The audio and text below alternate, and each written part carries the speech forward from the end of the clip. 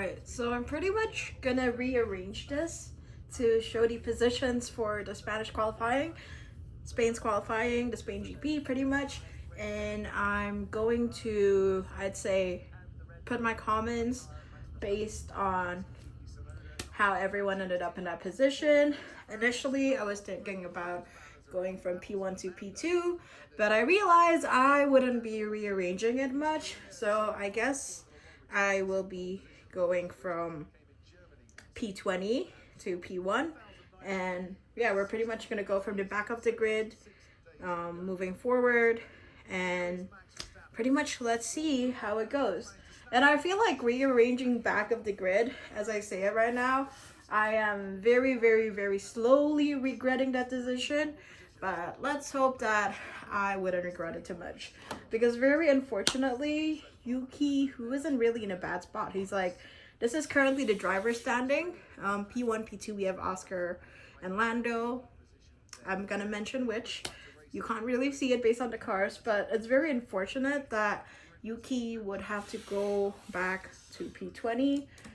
And I feel like at this point, the second seat of the Red Bull is just very cursed. So yeah, that's all I can say. I mean, I personally feel like the more I get to see how the teams perform this year, I think Mercedes has like one of the best junior development program, because they gave out something like Kimi, Hamilton, and I feel like Toto is the type of team principal to pretty much, if he's gonna develop someone, he wants them to reach their best, which unfortunately I highly apologize to Red Bull, to Christian Horner, to Helmut Marko. You're failing in that area. And I have comments about Ferrari, but I'll just really hold on to this until we pretty much move on. But yeah, it's very unfortunate that we have Yuki in P20. I don't know. I feel like Red Bull, you need to fix your car. Toto was right. I'm sure he has it printed somewhere. But yeah, we'll pretty much see how it goes for him tomorrow. Who knows? Yuki could go from a P20 to P10. Again, this is only qualifying. There is still hope that things will get better. But for now, Yuki, you'll be here back at the grid. Now, let's move on to P19. So for P19 this race, we have Colapinto. Yes, didn't really go too well for him either. So I guess this is what I said. It's making it hard for me. So I'm gonna move an Aston here. Unfortunately though, Lance Stroll will not be racing tomorrow. I mean, people do not like Lance Stroll. So I guess before I move on to talking about Colapinto, let me just say a bit. As much as I don't like Lance Stroll, I feel like he's one of the better paid drivers. Coming from Indonesia, we do have a paid driver, and I don't think his performance was as good as Lance Stroll. I'm not sure if maybe he was in the same team, he could have been as good as Lance Stroll, but I feel like Lance has been doing well this year, because this is actually Alonso's car and this is Lance, but I'll just call this Lance because he's also out of the race and I had to move it out to put Colapinto in P19, or he was also P19 initially. I mean P18 because he was like above Duhan somewhat. Anyways, moving on, we have Sainz. So I don't know, but before I talk about Sainz, as promised, I'm gonna talk about Colapinto.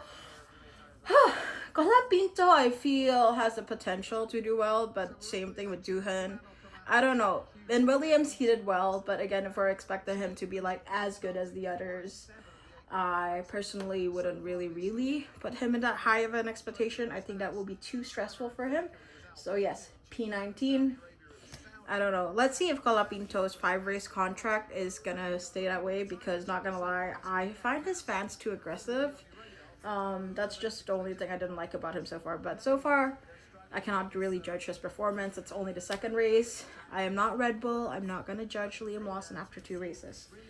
Even though I did have a feeling after Melbourne that he might get dropped. Well, after, yeah, somewhat. Anyways, moving forward to P18. I was very happy to see Sainz in the middle of the driver standing, but very unfortunate. I'm sorry, Sainz, you have to go to the back of the grid. So I'm going to put Sainz right here. It's his home race. But again, he is Science. And as I said, this is still qualifying. There is hope. Maybe Sonoda and Science can put a miracle and they can go up by 10 spots. At whose cost? We'll see later. Now, next we have Ocon. He's a good driver, but it's just been a tough week for him. This is actually Behrman, but just for convenience, we're moving Ocon over here because he's P18. I'm not really sure if it should be like in the left or right, but feel free to comment if I'm doing it properly or not. And yeah, Ocon's a good driver. He's been doing pretty well, but as I said, he's in a Haas. The fact that he can get points is good enough for a midfield team. And in terms of top midfield team, even though Sainz is behind Ocon, I feel like Williams is currently the top midfield team. Haas is somewhat up there. And I actually, fun fact, I did buy their cap like very, very recently. Not sure if anyone can see this, but yeah. So here's a Haas cap. But yeah, I don't know. I have hope in Haas, but I don't really have hope that, you know, they're going to be somewhere like up here anytime soon. And I'm going to give you my opinions a bit later. So, all right, we've got Ocon. And then the next we have in P16 is Nico Hülkenberg in a tractor. He still managed to make it there. So we're going to move Isaac. Or Lawson, actually, because he's in the back. But Nico Hülkenberg is... Sorry, this is actually an Aston Martin. Nico Hülkenberg. Oh, so it's just moving back. Perfect. So Nico Hülkenberg, he's been in the grid for so long. The fact that he's been in the grid for that long alone is already very impressive to me. So don't really have any bad things to say about him. I guess I would just imagine maybe if Red Bull signs him. Actually, no, he shouldn't. That would be career suicide. So never mind. My opinions on Nico Hülkenberg stays there.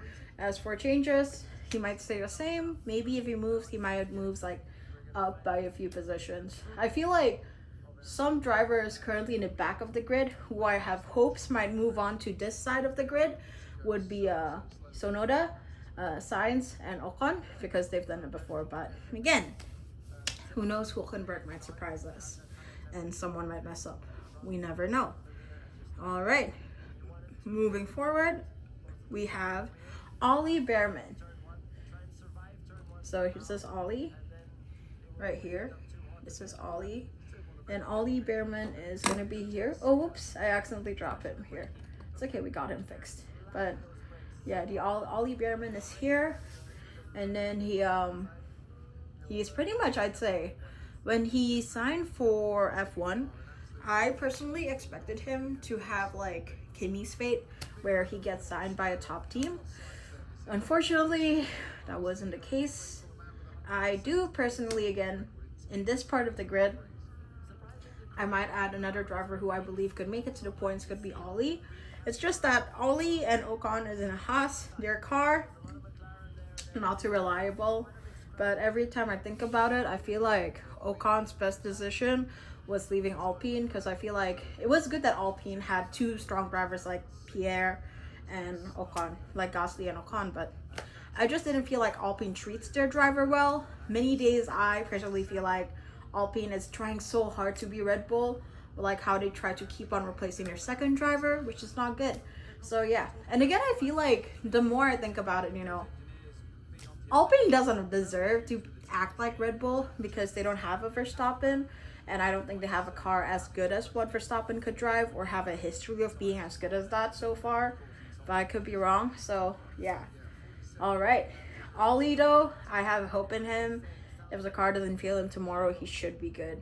And then we actually have Stroll. I'll still put him there just because out of honor because, you know, he pretty much in P14 he got in. It's not too bad. And the fact that I moved him from like the middle of the grid down to here is kind of crazy, not gonna lie, because Stroll is like, yeah, he's a paid driver, and I hope his wrist recovers well so that he can get back to racing, doing what he hopefully actually loves. But I feel like he's been doing well this season, so I'm not gonna talk smack about him, and he hasn't really done any stupid crashes like the previous season, so I'm also not gonna be too mean to him. moving forward to P13, we have Liam Lawson. So Liam Lawson is this car right here on the back. It's this is Liam Lawson. It's a V carb. So we're going to put him on P13 right beside Stroll. I feel like Liam Lawson and Tsunoda were in the same fate. The difference is like Tsunoda is more experienced than Liam Lawson, so the odds of Tsunoda having a good day is much higher. The odds of Tsunoda performing well is still way higher than Liam Lawson. So yeah. Anyways, I'd say Liam's getting there, you know. He and Isaac seems to have a pretty solid team dynamic. He's slowly smiling again, and I feel like I'm not defending Red Bull as much as I don't like their second driver changes. I think them dropping Lawson early was good for his mental health, because I felt like Lawson aged by 30 years throughout his time at Red Bull. So going back to V carb was really good for his mental health. So I guess maybe that's the one thing that Red Bull didn't mess up. Again, they should have put Yuki in the first place, so it's sort of their fault for almost killing Lawson's career and putting Lawson in the same spot as Pierre, Checo, and many others who's been Max's second driver. All right, moving forward, and also Alex Albon was also Max's second driver. To P13 we have Lawson. Now we have P12, which is Bortoleto, and this is fun fact. This is actually Bortoleto's best performance throughout his time in F1 this year. Throughout his F1 career, he's in the Sauber. So as I said, Sauber are like the least team that I have that I expected that would end up in the points. If they get on points, it means they prove me wrong, but I wouldn't really expect them to get above 10 points, not gonna lie, throughout the whole season. So the fact that he made it here is impressive.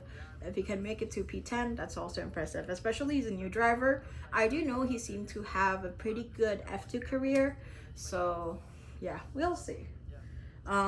Moving forward from P12, we have P11, we have Alex Albon. So I'm sorry, Pierre, I need to move you here, but it means that Pierre's doing well, because I'll have to move him from this part of the grid to this part of the grid soon, somewhat. So we're gonna move Albon back here. I feel like this weekend I expected so much out of a Williams, but I also realized the home race curse is still a thing, except for Leclerc last week. So, you know, we have Albon here. He's a part of in the same team as Carlos. Williams hasn't been doing too well, but I feel like with Carlos and Williams, you know, I feel like there's something about science that just gives Albon the confidence to want to do better than last season. He's been doing great, and I'm sure that, you know, he might be able to catch up and go back to this side of the grid. All right, now we're gonna go to P11, P10. Now this is where we start going to the points part. I am very happy if Alonso, okay, if and only if Alonso can stay in P10 tomorrow, he will finally be able to achieve 1 point. So please, Alonso, go to P10 or go way further in the grid. I don't care, but I want to see you on this side of the grid. You see Albon's like close, but yeah. Moving forward, we have Isaac Hajar. Oh, coincidentally, we have Isaac too. Yeah, Isaac, I feel, is the rookie of the year. I mean, yes, Kimi's doing well. As you can see, he's like on this side of the grid.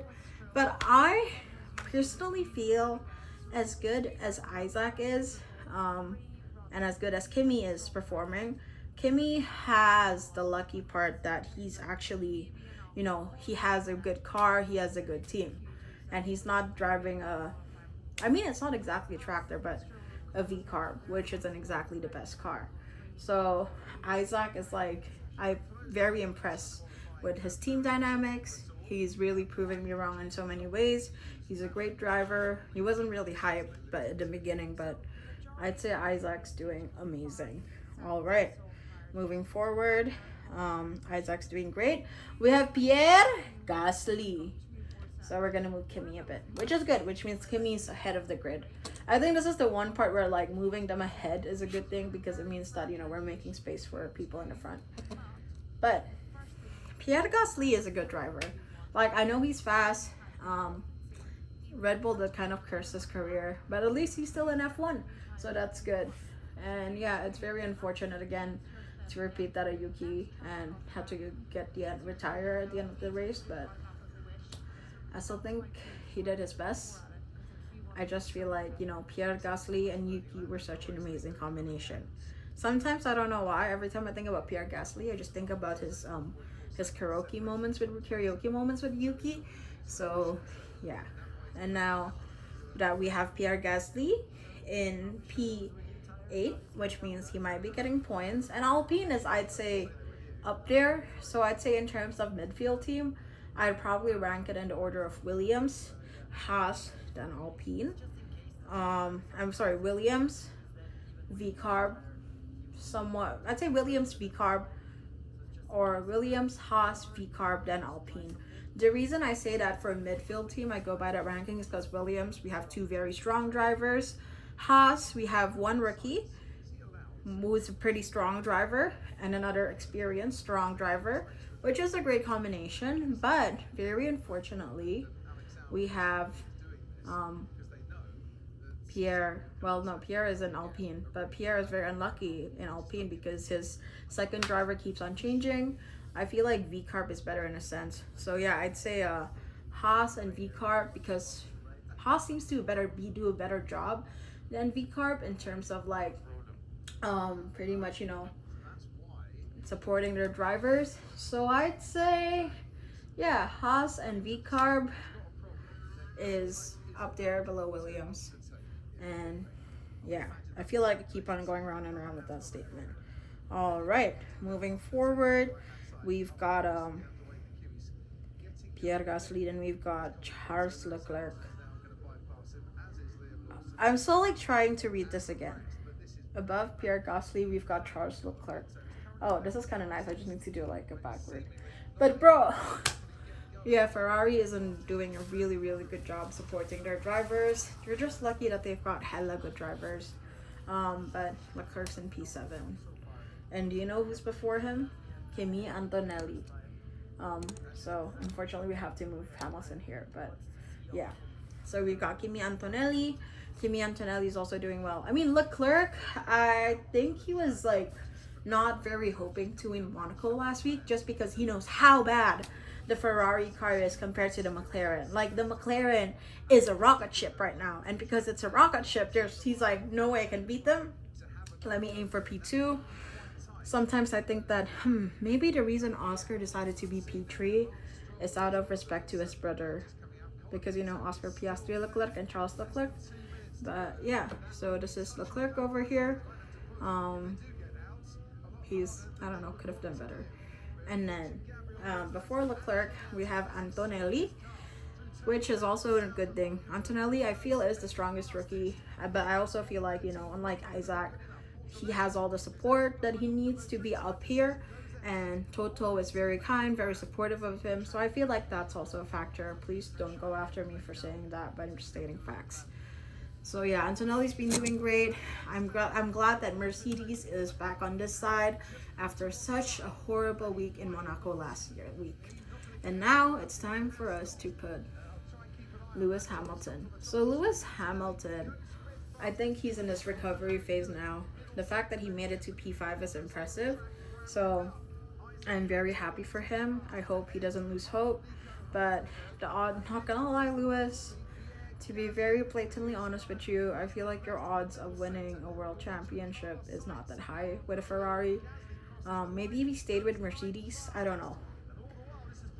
Again, as Max Verstappen once said, we shouldn't say if, because if we say if my mom had balls, she would be my dad, as Max Verstappen said. So we'll keep Lewis over there.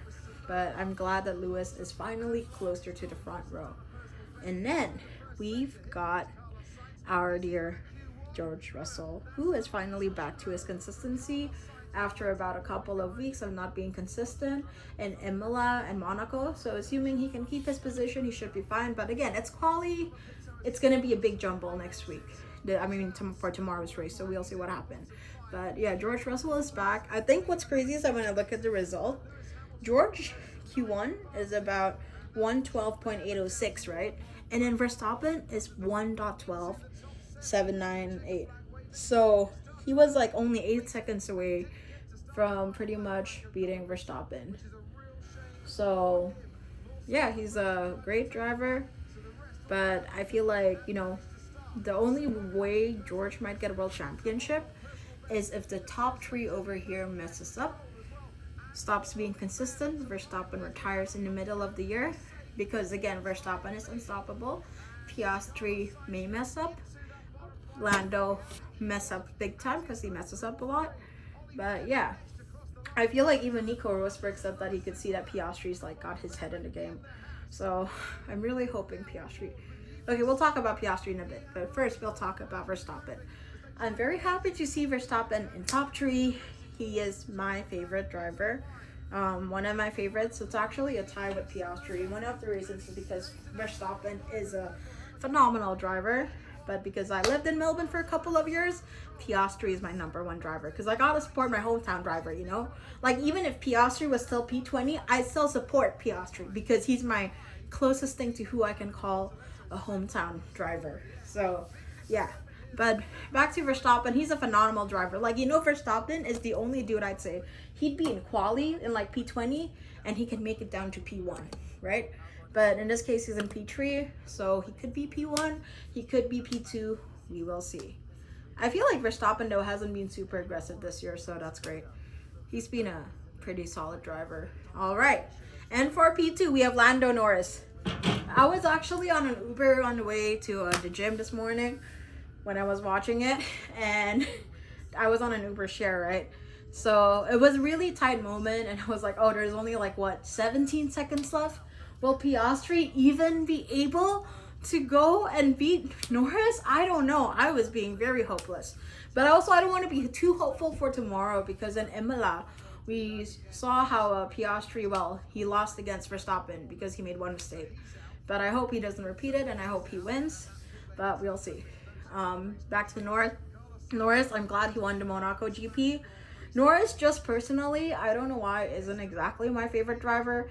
Every time I watch his interviews, I tend to get pissed, but he's a really sweet person. So again, it's one of the cases where I like to differentiate people on track and off track, and Lando Norris would be one of them. So yes, we've got Norris over here, and then in front of Norris, we've got Piastri. You know what? This could have been swapped any second. It could have been Piastri, it could have been Norris, but in this case, it's Piastri then Norris. So it's going to be interesting to see if Norris will take over Piastri, which is, I feel like if Piastri does the same strategy as Miami, he'd be fine. So I think he's going to try and pull up a Miami, where instead of trying to do a pit stop as soon as possible, probably pit at the same time as Lando, try to keep his position, because this is McLaren. There's no such thing as first driver or second driver. As for my top three predictions, I've been waiting to say this. I'm kind of bored of the McLaren dominance, okay? It's like, please give some more diversity in the podium. At least one of these McLarens, put them somewhere here, And then maybe we could have we've seen George Russell already. We've seen Leclerc. So maybe we can have Pierre Gasly, who knows? At least, please, for one more time, because I think this has only happened once. Please give me another team in the podium. I want to see 3 different teams in the podium, because the McLaren dominance is getting a bit boring and it makes the race a bit less exciting. So yeah, overall, this is the grid for the GP tomorrow. I'll be talking about the results, but my wish is that, please, P3, you can swap. You can, maybe not a Mercedes or Ferrari, because we've seen it, but with an Aston, Alonso, you've got P2 before. We'll see. At least one of the McLarens, please. Don't end up on the podium. I love you, McLaren. McLaren's my number one team, but this McLaren dominance is making it less exciting. So yeah, I mean, I love them winning, but don't get me wrong, I just want a bit more, diversity. So, because at this point, it's usually like, oh, Max is going to be what? P1, right? Or it's going to be okay, Piastri is going to be P1, Max is P2.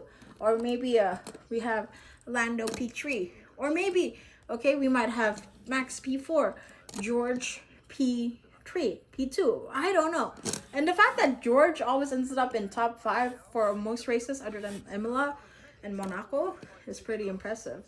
But yeah, anyways, this is the grid for today. I am very excited for the Spanish GP race. Hopefully it all goes well and may the best car wins. Again, I'll be happy if he wins, if like Piastri wins. And let me put this back. But maybe, you know, who knows? Maybe Verstappen, maybe P2. But yeah, the McLaren dominance is getting a bit too boring. But I'll also be happy as a McLaren fan. It's just too obvious that they're going to win constructors. All right, that is all for today. Thanks for listening, and stay tuned to my next commentary.